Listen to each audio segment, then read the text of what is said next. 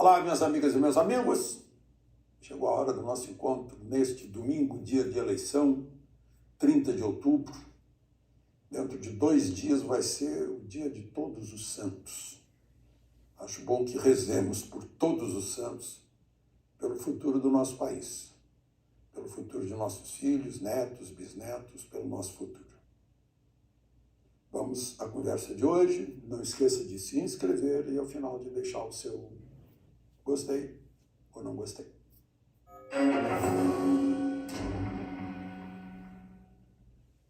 Bom, em primeiro lugar, o resultado da eleição, Lula foi eleito presidente. Praticamente 60 milhões de votos, 51 a 49 em percentual. Uma eleição apertadíssima, que demonstra um país dividido ao meio. Eu vejo que 60 milhões de brasileiros preferiram o candidato Lula. O que foi que aconteceu? A votação de Bolsonaro em São Paulo, Rio de Janeiro, no Sul, em Minas Gerais, no Centro-Oeste, não foi suficiente para tirar a grande diferença com que Lula superou Bolsonaro no Nordeste. O Nordeste elegeu Lula. A despeito da água de São Francisco, a despeito de tudo que foi feito pelo Nordeste, o Nordeste elegeu Lula.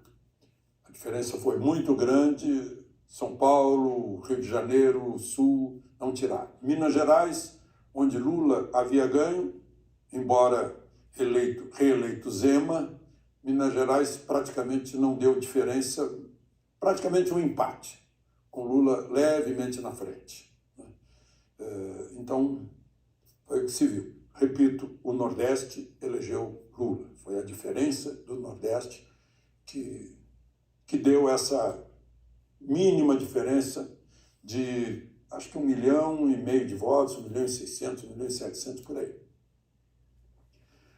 Eu fico pensando, né? 60 milhões de brasileiros chamaram de volta o partido que durante 14 anos protagonizou os piores escândalos de corrupção que já se viu nesse país.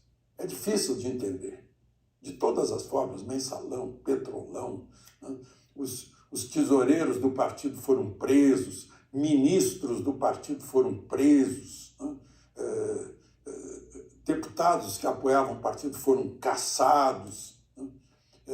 Foi comprovado um imenso esquema de corrupção nas estatais, Caixa Econômica, Petrobras, né? Propina de empreiteira, Petrobras sustentando partido político, né? E mentira, mentira, mentira. 60 milhões de brasileiros aprovaram isso.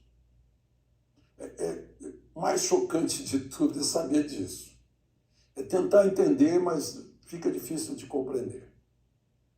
Com todas as discussões que ouvimos na campanha eleitoral, mas sobretudo com tudo que se viu de 2003 para cá. Eu votei em Lula em 2002. Dei um voto de confiança. Depois não mais, porque aí já tinha corrupção, aí eu seria um tolo se repetisse. Ou eu estaria dizendo, me engana que eu gosto. Ou estaria dizendo, olha, eu sou um masoquista, eu quero sofrer, eu quero que meus impostos sejam desviados para superfaturar estádios de futebol e faltar para hospitais quando eu precisar. Não? Por isso é difícil de entender. Tem gente que explica, não, o eleitor se afina com aquele cujo caráter é semelhante. Eu acho isso muito cruel fazer essa comparação. Os eleitores devem ter lá os motivos. Desinformação, talvez, numa boa parte.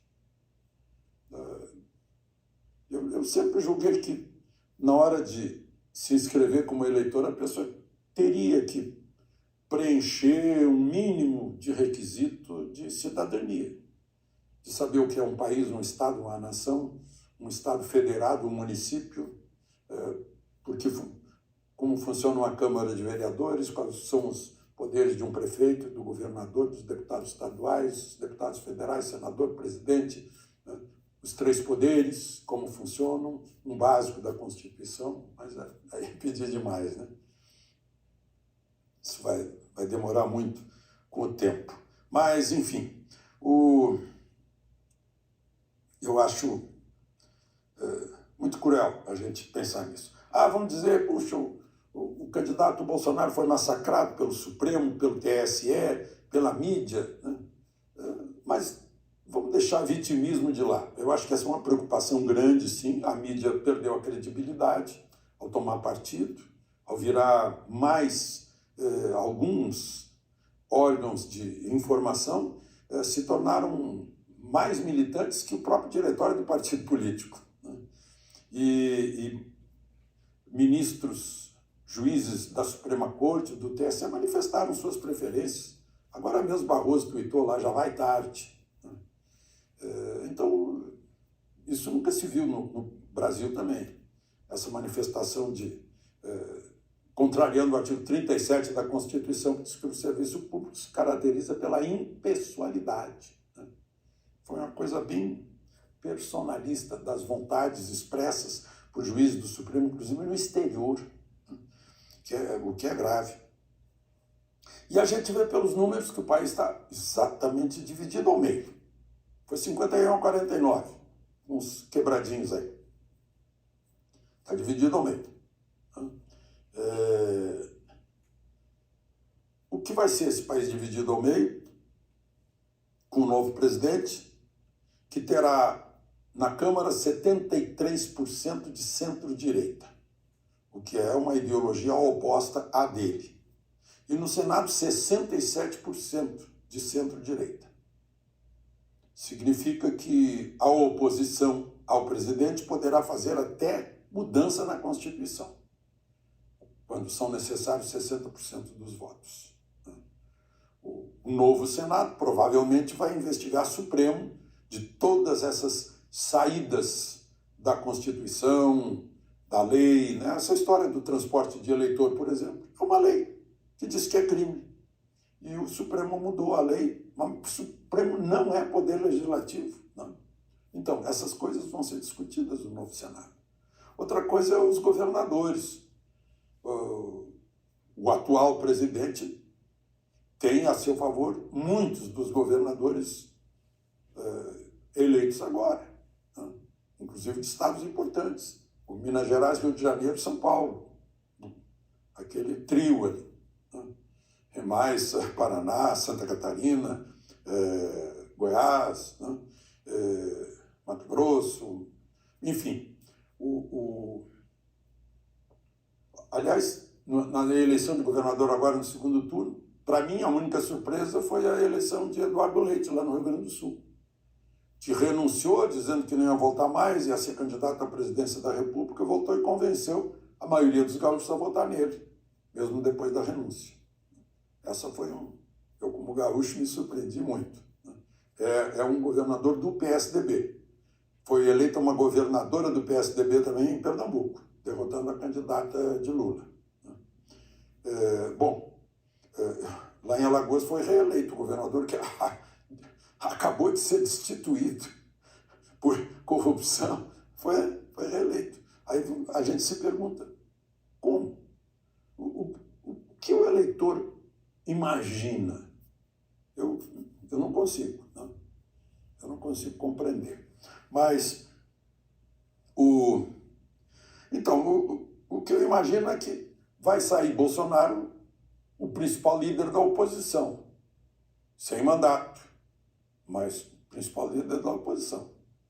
Câmara, Senado, governadores vão ouvi-lo, né? E a gente vai ter aí a busca da solução para esse desequilíbrio entre a harmonia dos três poderes, que está no segundo artigo da Constituição, em que o Supremo e agora o TSE assumiram superpoderes, em que um juiz do Supremo muda a Constituição. Eu não esqueço, a ministra Carmen Lúcia, naquela votação da censura, Ela, que quando era presidente do Supremo fez um discurso do